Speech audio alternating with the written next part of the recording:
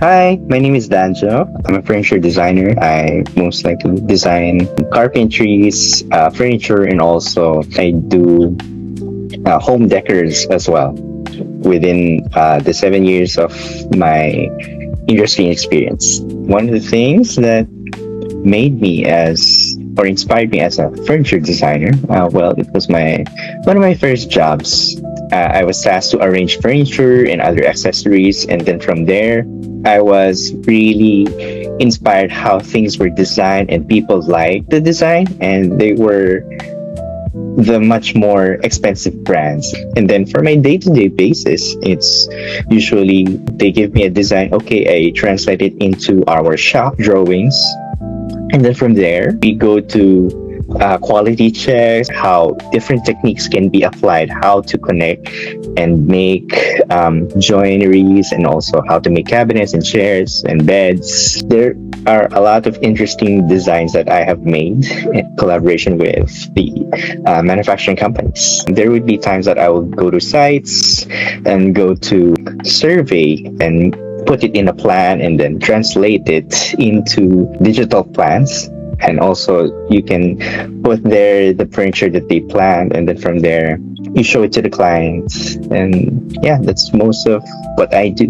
With the tool that I use, AutoCAD, before I use AutoCAD, that's where we translate clients' drawings into 2D, put it into different views. Like there's the top view, there's the front view, there's the side view, and then if there's specific details, we also draw that as well.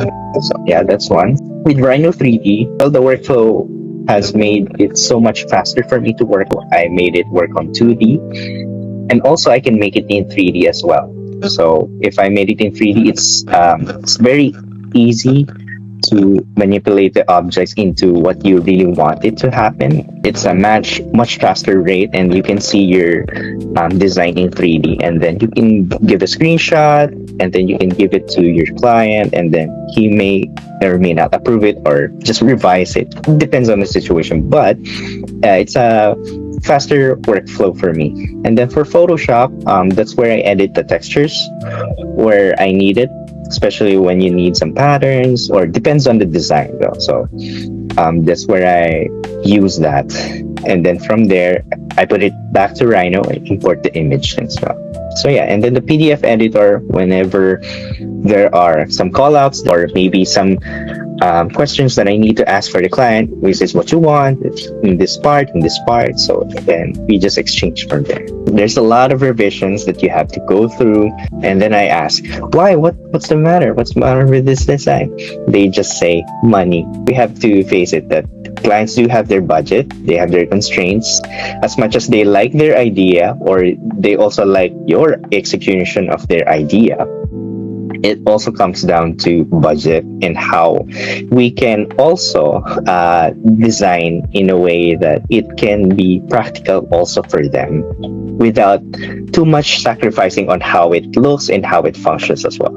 I have a client, he wanted to do this design of a table. I show up with a PDF that shows all the details, and then there was this part that he doesn't understand how it's going to be assembled. So with that, I also made some other pages in the PDF, assembly view or like an exploded view, to let the client see how it's going to be assembled.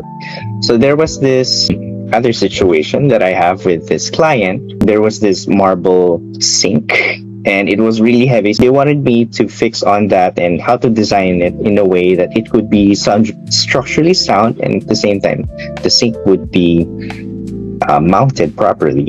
I did it, and then from there I made it in a way that it could be visually enough for a carpenter to understand, and also give the measurements and know it in a way that, oh, this is what it is in 3D. And then from there, he was really satisfied. He shared it in the group where he said, okay, this could be a template for you guys, how we can show different elements in a separate page that can be helpful for construction. Well, mostly the industries that I work with is manufacturing and construction. Why I enjoy as a furniture designer is because I get to practice everyday problem solving skills. But not only that, but of course my degree as well. So I'm an industrial designer. Why do I enjoy working with VA Masters? It's because not only that they give you this platform where you work with clients and they match you with the industry that you're working on, but also they give you the support and the best support that you would ever experience. So yeah, it's a great community as well to be in.